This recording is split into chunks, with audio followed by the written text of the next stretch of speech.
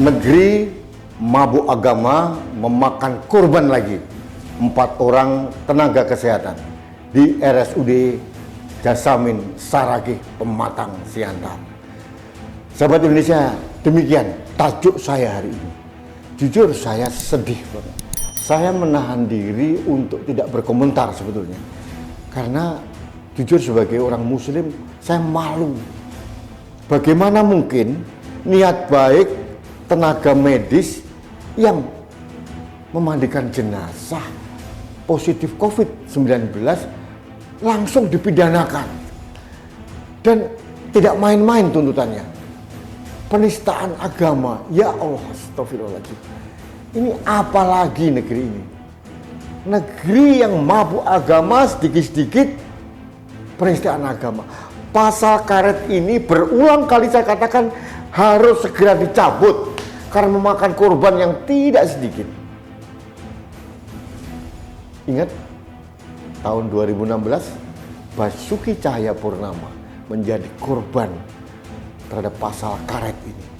Sekarang dalam masa yang sangat prihatin, tenaga medis yang kebetulan non muslim dari RSUD Jasamin Saragih, Pematang Siantar dipidanakan lagi dengan pasal yang sama.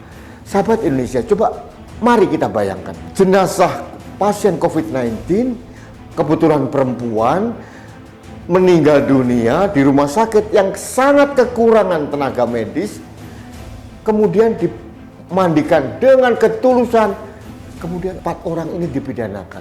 Suaminya melapor, lapornya kemana? Majelis Ulama Indonesia. Dan yang aneh, ini negeri ini kebalik-balik. MUI tiba-tiba memanggil direksi RSUD Jasamin Saragih. Nggak kebalik. Ormas, padahal hanya ormas memanggil lembaga resmi negara. Ini aneh. Dan konyolnya direktur RSUD Jasamin Saragih datang juga. Berdasarkan,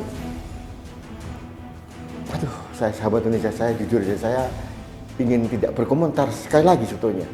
Tapi nyesek di dada ini. Ini berdasarkan dari rekomendasi dari Majelis Ulama Pematang Siantar. Kemudian Kepolisian Negara Republik Indonesia yang saya pikir sudah berubah dengan adanya Kapolri baru dengan moto presisi, ternyata sama saja. Hasil rekomendasi dari Majelis Ulama, 4 orang ini serta-merta ditetapkan sebagai tersangka penistaan agama. Wow, luar biasa. Saya tidak tahu lagi dengan bahasa apa saya harus bicara. Bagaimana mungkin polisi yang kita harapkan menjadi pengayom masyarakat justru dia mengikuti kelompok tertentu untuk memidanakan masyarakat. Ini dalam masa pandemi, Pak Polisi. Ada masalah-masalah kedaruratan yang harusnya polisi dan aparat hukum yang lain mengerti. Kalaupun dianggap salah para tenaga kesehatan dari RSUD Jasamin Saragih, harusnya tidak perlu ada upaya pemidanaan atau penetapan dengan tersangka kasus penistaan agama. Ini kekurangan orang.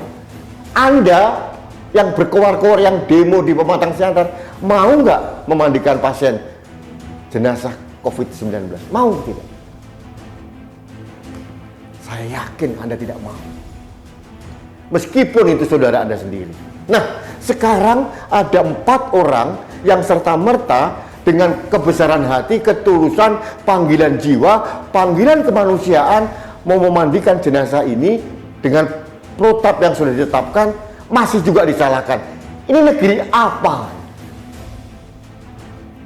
Sahabat Indonesia, mohon maaf saya keras bersikap ya. Karena hal ini aneh bagi saya. Dalam musim pandemi yang penuh kedaruratan masih ada kita bersikap seperti ini. Coba.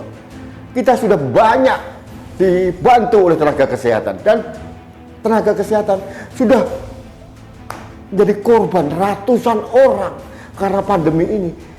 Masa kita nggak punya hati, nggak punya empati? Mereka sejatinya adalah pahlawan paling terdepan dari penanganan pandemi COVID-19. Bukan presiden, bukan gubernur, bukan pangdam, bukan kapolda, bukan MUI apalagi. Para tenaga kesehatan inilah pahlawan yang sesungguhnya dalam penanganan pandemi COVID-19. Harusnya kita memuliakan mereka, bukan mempidanakan. Sahabat Indonesia, pada kesempatan ini saya hanya mohon kepada Presiden Republik Indonesia yang terhormat Bapak Joko Widodo untuk memerintahkan Kapolri dan Kejaksaan yang di bawah kendali Presiden untuk meninjau ulang kasus ini. Lepaskan, bebaskan 4 tenaga kesehatan itu. Kita tidak bisa lagi negara ini didikte oleh kelompok tertentu dengan argumen pemahaman agama yang sangat sempit. Kita harus melawan, kita harus bersuara. Jangan sampai hal ini memakan korban lagi di tempat lain. Sahabat Indonesia, coba Anda bayangkan bagaimana kalau para tenaga kesehatan ini mogok kerja, tidak mau memandikan jenazah. Apa yang terjadi?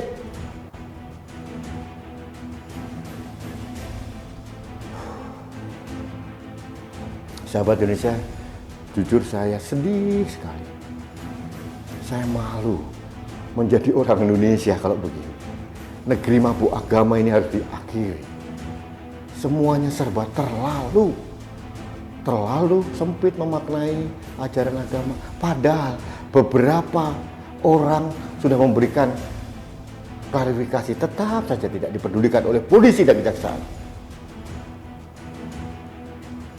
Nilai-nilai kemanusiaan tidak memerlukan dalil-dalil apapun. Sekarang coba bayangin, kalau ada kecelakaan, ada ibu-ibu korban kecelakaan, saya angkat, saya tolong, saya peluk, saya angkat gitu. Karena ini bukan murim saya, lalu saya dipidanakan begitu. Ini kedaruratan loh ya. Sahabat Indonesia, apa jadinya negeri ini kalau model-model seperti ini dibiarkan?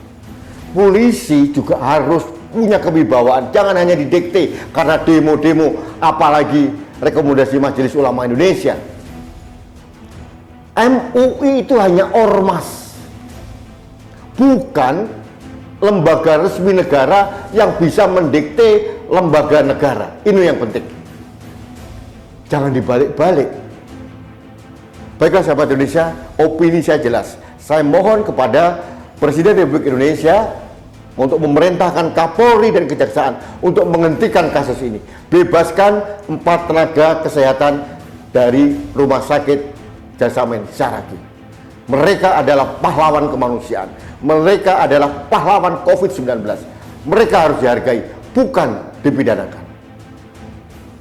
Baik, sahabat saya, demikian opini keprihatinan saya tentang kasus pemidanaan 4 tenaga kesehatan dari Rumah Sakit Umum Daerah Jasamen Saragi Pematang Siantar.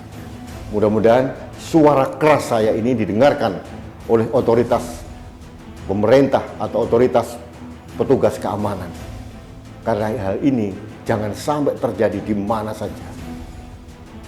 Baiklah sahabat Indonesia, terima kasih Anda mendengarkan keprihatinan saya. Jangan lupa like, subscribe, komen, dan share setiap postingan kanal TV Anak Bangsa.